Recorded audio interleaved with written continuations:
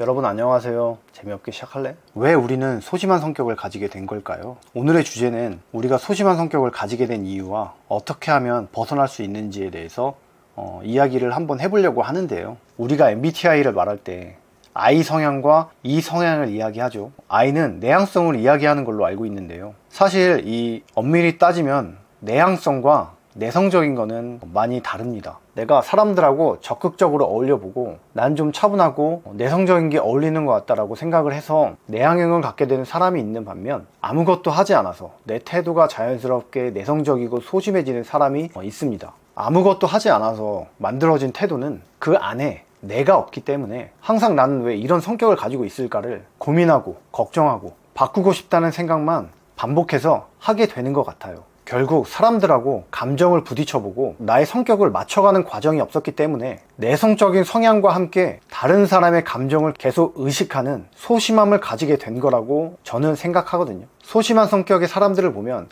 다른 사람의 감정을 살피고 의식하는 행동을 많이 하잖아요. 다른 사람의 감정을 읽으려고 하는 이 행동은 사실 무의미해요. 의미가 없어요. 이게 왜 무의미하다고 하는 건지 잠시 후에 말씀드릴 내용을 들어보시면 이해하실 거라고 생각합니다. 저는 이걸 깨닫고 나서 다른 사람의 감정을 읽으려는 시도를 많이 벗어나게 되었거든요. 그리고 보통의 소심한 사람들과는 달리 다른 사람들은 어떤 생각과 태도를 갖고 살아가는지도 한번 같이 이야기해 보면 좋을 것 같아요. 저는 이런 소심하고 내성적인 성격을 어떻게 성장시켜 왔는지, 사람에 대한 두려움을 어떻게 극복해 왔는지 세 가지로 정리해서 한번 말씀을 드려볼까 합니다. 첫 번째는 상대의 감정을 읽으려고 하지 않기입니다. 제가 예전에 말콤 글래드웰이라는 작가의 타인의 해석이라는 책을 본 적이 있거든요. 이 책을 보면 아주 중요한 얘기가 나오는데요. 여러분 스파이 아시죠? 국가에서 유명한 매우 뛰어난 분석가들이 이 스파이를 찾아내려고 하는 이야기가 나왔던 걸로 기억을 하거든요. 실제로 사람은 다른 사람의 행동과 표정을 보고 그 사람이 어떤 심리 상태를 가지고 있는지 판단하지 못한다고 합니다.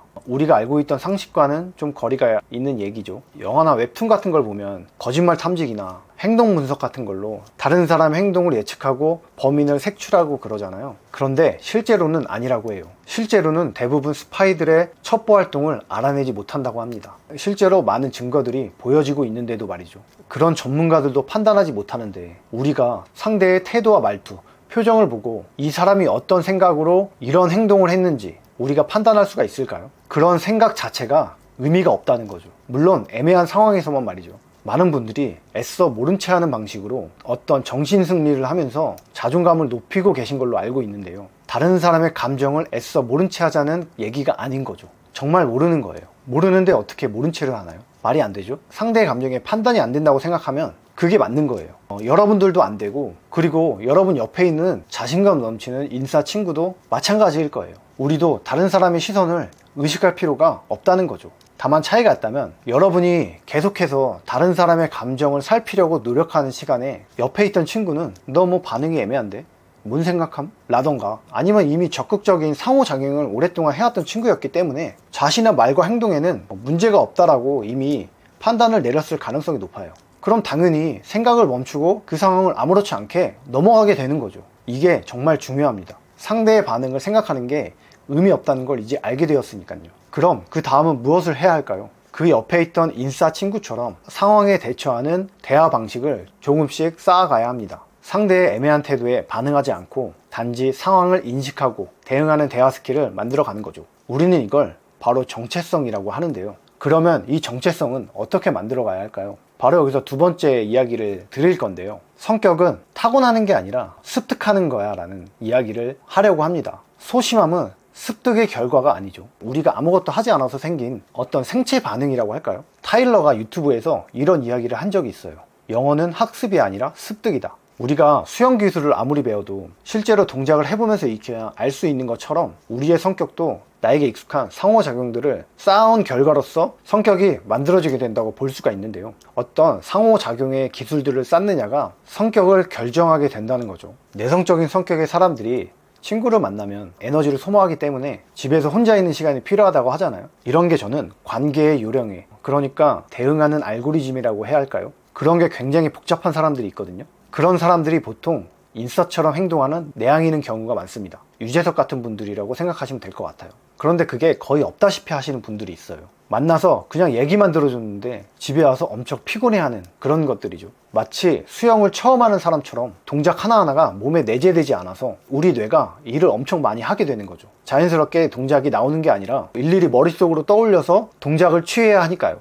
익숙하지 않으니까 에너지를 많이 소비하게 되는 거죠. 이 이야기를 말씀드린 이유는 습득이라는 건 지름길이 없다고 생각하거든요. 계속 부딪히고 시도하는 것밖에 방법이 없지 않을까 생각합니다. 지름길은 없지만 우리가 달릴 수는 있잖아요. 남들보다 늦었으면 달려야죠. 할 수 있나요? 우리가 뭐 영어 공부를 하겠다는 것도 아니고 수영을 배우겠다고 하는 것도 아니잖아요. 관계의 기술을 배우는 거잖아요. 그건 어디서나 할 수 있고 언제나 배울 수 있는 거잖아요. 관심만 있다면 말이죠. 그리고 세 번째는 태도에 대해서 말씀드리고 싶은데요. 제가 예전에 유튜브에서 이런 걸 본 적이 있거든요. 토니 로빈스라는 세계에서 가장 유명한 연설가로 꼽히는 분이라고 하는 분의 이야기였던 걸로 기억을 합니다. 그분의 말에 따르면 행동을 바꾸면 결과가 바뀐다는 말이었어요. 우리가 보통 감정이 행동으로 나타난다고 생각하는 경우가 많잖아요. 그런데 행동이 감정이 된다는 이야기를 하더라고요. 저는 실제로 예전에 김연아 선수가 올림픽에 나가서 이 아사다마오 선수랑 경쟁을 했잖아요. 이 아사다마오 선수의 코치가 아사다마오의 경기가 끝나고 출전을 준비하던 김연아 선수 옆에서 과장된 환호성을 보이면서 김연아 선수를 견제하는 듯한 모습을 보인 적이 있거든요. 그런데 그 순간 김연아 선수가 어떤 행동을 하신지 아시나요? 아마 모든 분들이 아시지 않을까 생각을 하는데요. 김연아 선수가 콧방귀를 끼면서 비웃더라고요. 저는 그 순간을 평생 잊지를 못해요. 그때 전 저거구나. 김연아 선수가 멘탈이 강하다는데 저게 그 비밀이구나 라는 걸 바로 알았습니다.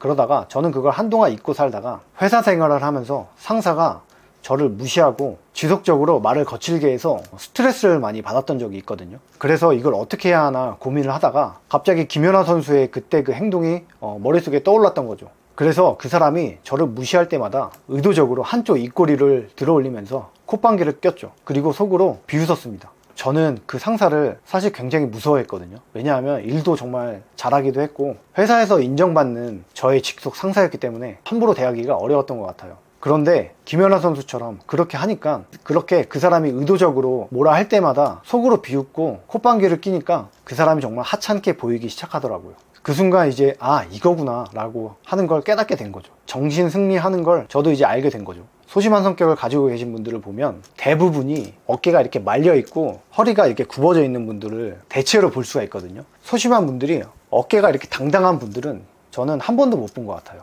대체로 어깨가 말려 있는 분들이 많아요. 저는 그래서 좀 당당하게 어깨를 피는 연습을 하라고 말씀을 드리고 싶어요. 긴장되는 일을 하기 전에 숨을 깊게 들이쉬고 허리와 어깨를 쭉 피자라는 생각을 항상 기억하시고 하시면 정말 도움이 되실 거라고 저는 믿고 있습니다. 이렇게 소심한 성격을 가지고 있는 사람들이 가져야 할 마음가짐에 대해서 한번 이야기를 해보았는데요. 어떠셨는지 모르겠습니다. 소심함은 습득의 결과가 아니라는 걸 잊지 말아 주셨으면 좋겠고요. 이걸 이해하는 것만으로도 여러분은 소심한 태도를 극복해 나갈 수 있다고 저는 생각하고 있습니다. 오늘의 영상은 여기까지입니다. 그럼 다음에 뵙겠습니다. 감사합니다.